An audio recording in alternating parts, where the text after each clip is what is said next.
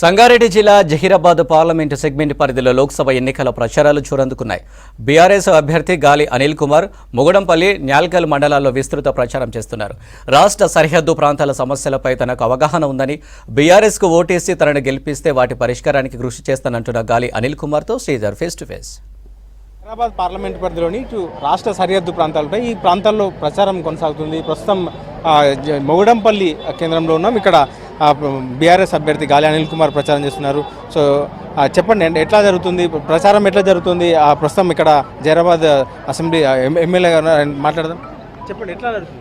ఇది ఏదైతే ఈ కాంగ్రెస్ ప్రభుత్వం మొదటి నుంచి కూడా అది 2014 కూడా అదే జూట మాటలు మాట్లాడేవాళ్ళు. కాబట్టి మరి అందుకని ఇప్పుడు నేను ప్రజలకు అందరు చెప్పేది అంటే, మోసం చేసిన వాళ్ళని బాగా ఆలోచించి ఓట్లేయాలి. మీరు ఏదైతే మరి బీఆర్ఎస్ పార్టీ అంటే టీఆర్ఎస్ పార్టీ ఉన్నప్పుడు అందరూ ప్రశాంతంగా అన్ని కులాలు మతాలు అందరూ కూడా అన్ని వర్గాల మంది సుఖశాంతులతో ఉన్నారు. కాబట్టి కాంగ్రెస్ నమ్మబోద్దని నేను చెప్తూ, ఇప్పుడు గాలి అనిల్ కుమార్ మా క్యాండిడేట్ ఉన్నాడు కాబట్టి మీరు ఆయన ఓటేసి గెలిపించాలని మీ అందరికీ కోరుకుంటున్నాను. చెప్పండి, సరిహద్దు ప్రాంతాల్లో ఎట్లాంటి సమస్యలు ఉన్నాయి జహీరాబాద్ నియోజకవర్గంలో? ఇక్కడ ఈరోజు జనాలు చూస్తుంటే కేసీఆర్ని మేము ఎందుకు ఓడగొట్టుకున్నామని చెప్పి ఒక ఆలోచనకు వచ్చేసి సామాన్య ప్రజలందరూ కూడా రైతు కుటుంబాలు ఇక్కడ ఉన్నాయి కూడా ఈ కాంగ్రెస్ హామీలు ఇచ్చిన దొంగ హామీలను నమ్మి మేము ఓట్లేసినాము. మరోసారి మోసపోవద్దని చెప్పి ఈసారి ఖచ్చితంగా కారు గుర్తుకు ఓటేస్తామని చెప్పేసి మరి నన్ను గెలిపిస్తామని చెప్పి ప్రజలందరూ కూడా బ్రహ్మరథం పట్టిరు. ఈరోజు మొడంపల్లి మండలంలో మరి న్యాల్కల్ మండల్ ఈరోజు బ్రహ్మాండంగా ర్యాలీ తీస్తూ మరి వాళ్లకు ఈరోజు కాంగ్రెస్ పార్టీకి మళ్ళీ బీజేపీ పార్టీకి మేము బుద్ధి చెప్తామని చెప్పేసి ఈరోజు చెప్పడం జరిగింది.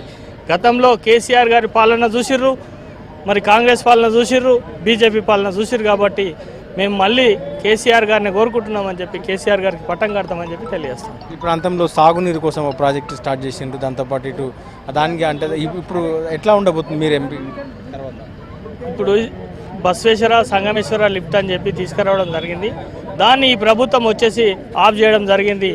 ప్రజలు ఒకటే కోరుకుంటా ఉన్నారు, మళ్ళీ మా ప్రభుత్వం వస్తుంది, ఆ ప్రాజెక్టులు మళ్ళీ మేము నిర్మించుకుంటామని చెప్పి ఒకటే కంకణబద్దులుగా అందరూ కూడా ఈరోజు బీఆర్ఎస్ పార్టీకి పట్టం కట్టడానికి సిద్ధంగా ఉన్నారు. నిమ్స్ భూసేకరణ వచ్చే సమస్యలు ఉన్నాయి. సో మీరు ఎంపీగా గెలిస్తే ఏం చేయబోతున్నారు వాళ్ళు?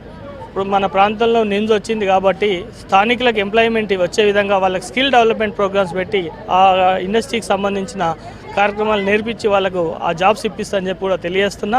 అట్లాగే ప్రతి నియోజకవర్గ కేంద్రాలలో జాబ్ మేళాలు పెట్టించి మరి ఎంప్లాయీస్కి అర్హులైన వారికి అందరూ కూడా ఎంప్లాయ్మెంట్ ఇప్పిస్తారని చెప్పి. ఈ ప్రాంతంలో రైతాంగం ఎక్కువ ఉంటుంది, విభిన్న పంటలు ఉంటాయి, అయితే వాణిజ్య పంటలు కూడా ఉంటాయి. సో వాటికి ఎట్లా సహకారం? ఈ ప్రాంతంలో చాలా పంటలు నిల్వబెట్టుకునే పంటలు ఉంటాయి కాబట్టి ఇక్కడ కోల్డ్ స్టోరేజ్ అనేది లేదు.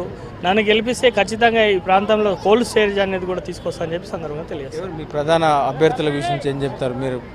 ఇలా బీజేపీ అభ్యర్థి గురించి ప్రజలకు అందరూ తెలిసిపోయింది. 10 ఏళ్ళు సంసారం చేసిండు ఆయన.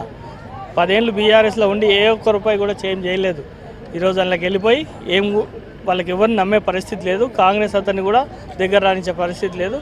ఇలా బీఆర్ఎస్ అభ్యర్థికి భారీ పట్టం కట్టబోతా ఉన్నారని చెప్తారు. ఇది మొగడంపల్లిలో అంటే రాష్ట్ర సరిహద్దు గ్రామాల్లో ఉన్నటువంటి ఆ మొగడంపల్లిలో ప్రచారం జరుగుతుంది. ఈ ప్రచారంలో బీఆర్ఎస్ అభ్యర్థి గాలి అనిల్ మాట్లాడుతూ మరోసారి కేసీఆర్ కావచ్చు ఇటు బీఆర్ఎస్ను ఆదరించే అవకాశం ఉందంటూ కూడా చెప్తున్నారు. సో ప్రధానంగా రాష్ట్ర సరిహద్దు గ్రామాల్లో ఉన్నటువంటి సమస్యలను పరిష్కరించేందుకు తాను గెలిస్తే కృషి చేస్తానంటూ కూడా గాలి అనిల్ చెప్తున్నారు. కెమెరామెన్ రాజుతో శ్రీధర్, విస్క్ న్యూస్.